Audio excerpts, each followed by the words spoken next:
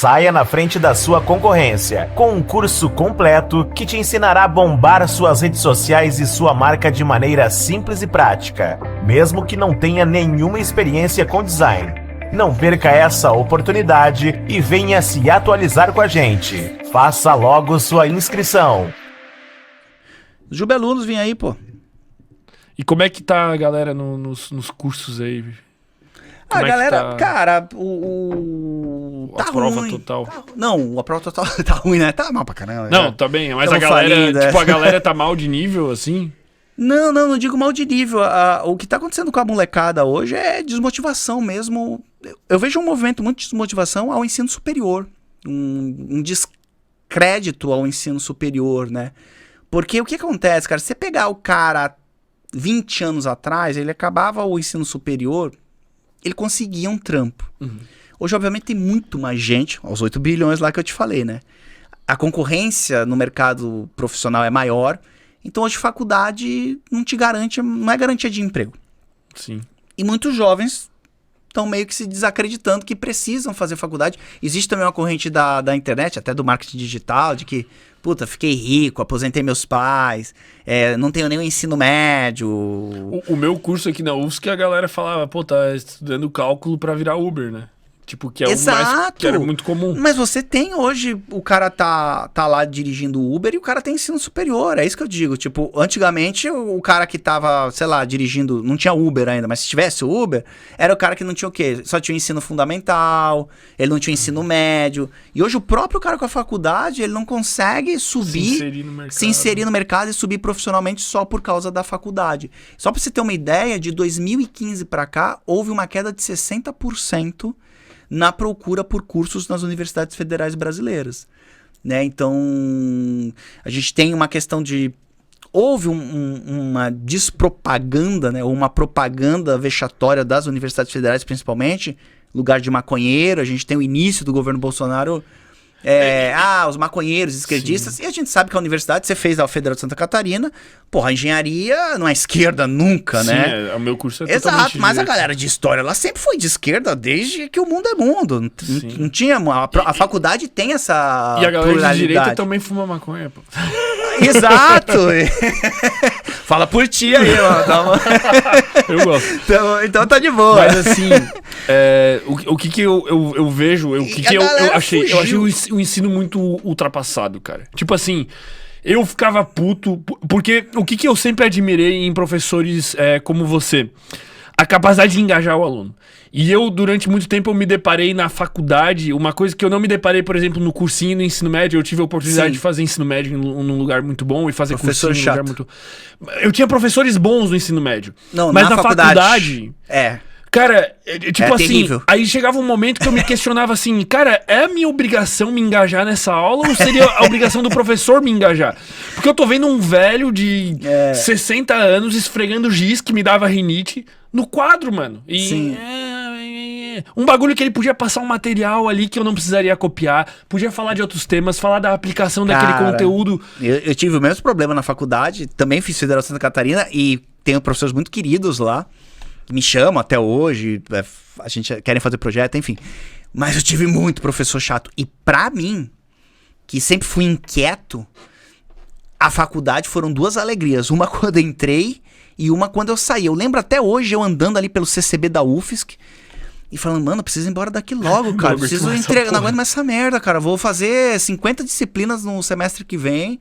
Vou dar um intensivão porque eu quero ir embora desse troço aqui. Coisa chata, cara. E prendia a minha vida, porque eu queria trabalhar, dar aula. Eu já tava dando aula, né?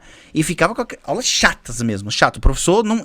Porque assim, o problema da federal é que o professor é obrigado a dar aula. E tem gente ali que não gosta de dar aula. Então o cara dá de má vontade mesmo. Ele quer fazer a tese dele, mas ele é obrigado a dar ele aula. quer ser pesquisador. No caso da biologia, ele era pesquisador, mas ele tinha que ter as aulas dele de sala de aula ali. Cara, era terrível. Então... E depois eu fiz o mestrado só pra confirmar que era uma merda mesmo, né? Depois eu acabei, me formei em 2003, aí eu fiz o mestrado em 2011. Olha o tempo que eu fiquei fora da academia, né? Falei, cara, fiquei traumatizado. Saí e falei, Deus me livre, nunca mais eu piso na universidade. Coisa chata. Aí em 2011 eu falei, cara, vou fazer um mestradinho. 2010, fazer um mestradinho. Mas eu acho que esse tipo de propaganda, todo mundo foi fazendo. e contaminou a população. Eu particularmente acho que as universidades federais, com raras exceções, as universidades, de uma maneira geral, brasileiras, né, elas pararam no tempo. Elas pararam no tempo. O meu professor de jiu-jitsu, cara, ele chegou pra mim ontem e falou assim... Coitadinho, ele chegou pra mim e falou assim... É um menino acho que ele tem 23 anos, 24 anos. Novo. Foi Jubialuno, assistiu o vídeo aula, falou... Jubilu, acho que eu vou voltar a estudar. Aí o que você vai fazer? Ele disse, eu vou fazer economia. Eu onde? Ali na UFSC. Aí eu assim, mas pra quê? Pra que você quer fazer economia? Não, porque eu quero investir na bolsa, eu quero trabalhar no mercado de ações. Eu falei, porra, irmão, pega uns cursos online aí e que tu não vai aprender nada na faculdade, né? Você vai ficar 4 anos lá preso fazendo trabalhinho. Porra, teoria da economia. Exato, uns papos que, puta, mano, já passou. Compra um livro, lê o troço. Esse tempo todo de horas que você vai ficar na universidade, eu acho que a universidade ela é longa. 4 anos é muita coisa. Eu acho que ela poderia ser mais pocket. Ela poderia ser uns 2 anos mais intensos, como é um mestrado. E a partir dali o aluno ele poderia ir inserindo conforme o interesse dele. A sensação que eu tenho é que tudo que eu aprendi na faculdade, que foram 7 anos, né, não foram 5, como deveriam ter sido. 7 anos? Festa, farra. Tanto que virou um podcast, né? Por isso estamos aqui. Engenharia não tava dando. Mas poderia ser condensado, cara, num curso online. Tanto que durante a graduação, quando eu tinha interesse em fazer estágio, em aprender as coisas, e eu tinha interesse verdadeiro pela engenharia, eu busquei plataformas online pra aprender, e eu aprendi assim, ó, 800 vezes mais. Mais rápido, mais didático, mais inserido ao que tá acontecendo no mundo. Como a universidade se fecha muito e os caras também ficam lá primitivos, ali fechados naquele mundinho deles, o mundo mudou. Cara, tinha uma época aqui que na faculdade os caras não aprendiam nada de internet, ficavam aprendendo a matéria no jornalismo, rádio 1, rádio 2, rádio 3, e não ensinava os caras a fazer vídeo, que era a época que o YouTube tava bombando. Os professores já falaram, isso aí não vai vingar. Exato, o cara chega a falar isso, né? Tipo, na internet logo isso aí vai cair, o rádio vai dominar tudo. Os caras aprendiam rádio. Então eu acho que a universidade ela precisa se reinventar com certeza, principalmente a brasileira. E com mais frequência, né? Tipo, fica 10 anos, daí muda o currículo, quando muda o currículo já tá velho. Porque o que acontece? O jovem, ao estar nessa universidade, quando ele sai totalmente fora do contexto do mercado de trabalho. A gente recebe ali, né? A prova total ali, o cara faz UFSC lá, biologia, ele vira nosso... A gente tem uma área de conteúdo dentro da empresa. Então vem cara da geografia, da biologia, de todas as matérias do vestibular. Cara, às vezes o cara chega sem saber nada. O cara acabou de se formar. O cara não sabe nada. Nada. Da matéria. Se eu fizer um prédio, cai no mesmo dia. Exato. E aí não tem como contratar o cara, entendeu? A gente faz prova com o cara, tipo, às vezes o cara tem mestrado. E você faz prova com o cara não sabe o básico lá da geografia, da história. Se ele fizesse um curso ali do A Prova Total... se ele fizesse o pré-vestibular do A Prova Total, ia saber mais, velho. Isso, exato. Muito mais, mano. Exatamente. Não, se pegar um aluno meu que vai fazer medicina, que tá estudando pra medicina, às vezes ele sabe mais de história, às vezes, do que o cara que tá saindo da faculdade de história. É nesse nível que a gente tá. Pô. E é isso. Exato, porque lá o cara encontra uma linguagem mais dinâmica, as aulas mais bem feitas, com um cara, com um professor que é apaixonado pelo que faz, tudo isso interfere no aprendizado. Mas essa dor que tu teve na graduação, de certa forma, te impulsionou? Cara, foi isso que me fez um grande professor, porque eu sempre fui muito crítico com o professor. Sempre, se a aula era bosta, eu tenho uma história minha numa matéria, eu até posso falar porque hoje a professora é super minha amiga, né? Que era de imunologia. Tá. Eu adoro ela, mas a aula era chata. Ela hoje já é coordenadora, tal. Ela virou chefe lá na coisa. Ela não dá mais aula. Mas a aula era chata. Era imunologia, cara. Se tu não pular lá na frente, é muito nome e tal. E era segunda-feira, 7h30 da manhã. 4 aulas seguidas. Porra, 4 aulas. Imagina hoje pra molecada do celular, 4 aulas. E continua assim. Uhum. Um dia eu dei uma palestra na UFSC e falei, sabe qual é o tempo de retenção de vídeo desses alunos de agora? 8 minutos. Nossa. 8 um bagulho super dinâmico. Mano, com emoji, com animação, computação, professor pulando lá na frente. Imagina a aula chata de faculdade, que é 50, 100, 200 minutos, uma manhã às vezes inteira daquilo, cara. É uma tortura. Então os moleques estão perdendo o tesão pela faculdade e estão começando a ter coragem de não ir. Obviamente tem ainda... áreas que o cara precisa de faculdade, medicina, o cara, engenharia, não dá pro cara fazer uma ponte sem ter faculdade. Mas hoje tem cursos que o cara fala, porra, por que eu vou ficar 4 anos? Filosofia. Aí você chega agora nesses cursos, matemática, tem mais vaga do que aluno. Ninguém quer fazer matemática mais. Ninguém quer fazer história, ninguém quer fazer geografia. E tem professor que tem meio que tesão em ser o reprovador, tá ligado? Enfim, muitos tipos de professores ruins. Eu disse ontem, um desafio que a gente tem no próprio prova é de fazer a galera aprender mais rápido. E ontem me veio um questionamento que tem muito a ver com isso que a gente tá falando, do tipo, pô, mas eles não têm que se acostumar com a aula longa? Eu falei, não, a geração mudou. A geração mudou. É outro cérebro, é outra geração. Se você não mudar, eles daqui a pouco mudam tudo do jeito deles e foda-se. A gente fez isso com a geração passada tem essa tendência sempre a geração passada olhar pra que tá vindo, essa geração, não é de nada. Quando eles assumem o poder, quando eles começam a tomar decisão, eles mudam a porra toda, ó, galera, não tem mais vestibular. Acabou. Por quê? Porque sofre muito, deixa a gente triste. Ansiedade, eu não durmo. Muitos acham, a geração é fraca, não aguenta. Mas, cara, nasceram num mundo fácil. Um mundo de toques, que tudo alcança muito facilmente. Então, qualquer dificuldade que essa geração tem, parte dela, quebra.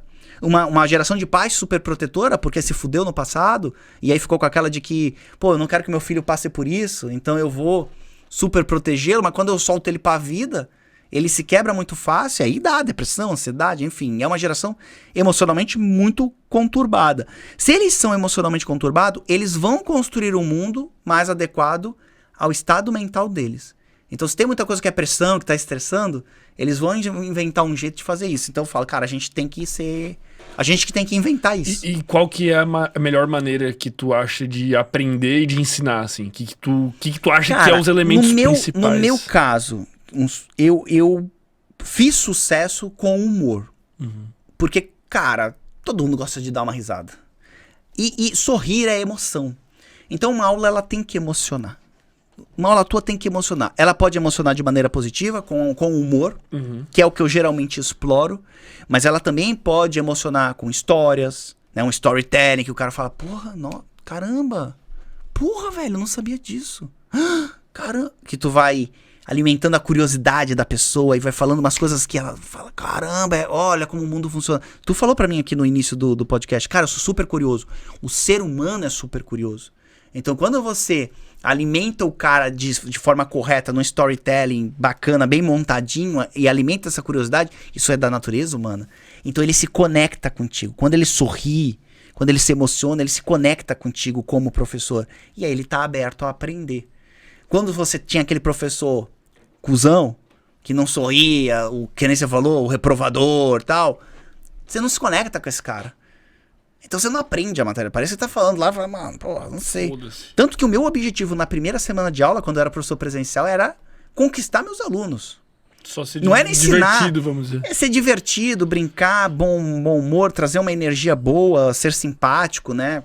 O semblante que a gente fala macieira, maceral. Isso tu acha que é treinável aos professores? Claro que é. Eu tenho uma ideia de fazer um curso daqui a pouco para professor de didática mesmo, assim, sabe? E ele seria gratuito. Tipo, eu faria, talvez, e colocasse no YouTube. Eu não faria a fórmula de lançamento e pra ficar milionário. Mas eu acho que tu deveria fazer. Sabe por quê? Porque eu acho que as coisas gratuitas as pessoas... Não. Sabe por que eu faria gratuito? Pra atingir aquele professor que não do interior que não tem acesso a nada. Mas eu acho que deveria fazer pago. E quem não pode pagar, tu dá gratuito. Tipo isso. Isso aí é um rolo. Mas que a pessoa... Melhor. Isso aí é um rolo. Tipo, cara, eu assim, ó... Mas é porque eu sinto que as pessoas não aproveitam o que é gratuito, cara. Tipo assim... Tem isso. Porra, tem coisa que a gente conversou hoje aqui que tem gente que paga um monte pra assistir e a gente tá aqui de graça. Isso é verdade. A gente lança vários cursos na prova no pré-vestibular. Então, janeiro tem um... Fevereiro tem um, março tem um. O que acontece? O aluno às vezes não dá conta de janeiro, a gente lança de fevereiro e ele muda pro fevereiro. Aí ele não dá conta de fevereiro, a gente lança de março e ele muda. E ele fica o ano todo mudando. E pela primeira vez esse mês a gente começou a cobrar. Por conta disso você falou. Fala, cara, vamos fazer os caras pagar uma coisinha pra ele parar de ficar pulando, senão ele vai estudar só um pedaço da matéria o ano inteiro, né? E aí, obviamente, gera a revolta. Mas quando o cara paga, o cara pensa, pô, paguei esse troço aqui. Vou assistir. Mas eu queria de graça pra meio que mudar a educação no Brasil. Eu tenho uma utopia. Uma utopia de, tipo, dar acesso aos professores mais carentes do interior, que não têm acesso a uma formação de licenciatura adequada, e dar essas ferramentas pra galera, entendeu? Então, é um projeto social mesmo, que eu quero fazer. Aí, cara, se o cara vai aproveitar ou não, é o problema do cara. Tu fez o Eu teu. fiz a minha parte. Eu botei lá um curso, sei lá, 50 aulas de graça, como dar a melhor aula do mundo pros teus alunos.